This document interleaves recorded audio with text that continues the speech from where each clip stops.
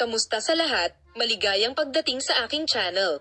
Nandito akong muli kasama ang isang magandang tuba buyak ustan at engine accurate video. Bago lumipat sa aking video, huwag kalimutang mag-subscribe sa aking channel, i-like at ibahagi ang aking video.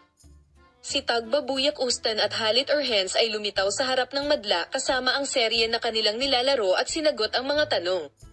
Ang duo, na muling naging magkasosyo pagkatapos ng maraming taon, ay naging panauhin kamakailan sa programa ng YouTube ni Senador Altantas. Kapansin-pansin ng mga sandaling pinuri nila ang isa't isa sa programa. Sa pagsagot sa mga tanong ni Senador Altantas, si Halit Orhens Tagba Bayuk Ustuno ay palaging nadama na kami ay nagkikita at nagtatrabaho sa unang pagkakataon, panahon, at siya ay isang napakahusay na kasosyo. Nagniningning ang tuba. Sumarizi siya sa sinabi. Si Tuba Buyak Ustan ay hiniling na ilarawan si Halit Orhens sa isang salita bilang kanyang kapareha. Sinabi ni Buyak Ustan, hindi posibleng ilarawan si Halit sa isang salita.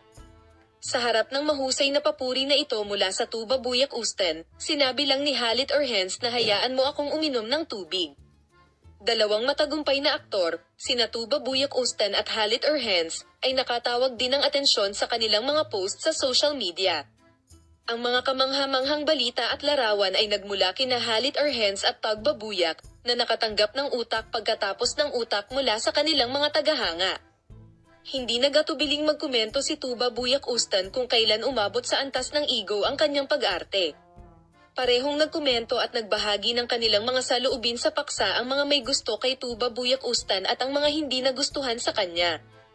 Maaari mo ring ibahagi ang iyong mga saloobin sa amin sa seksyon ng mga komento. Palam.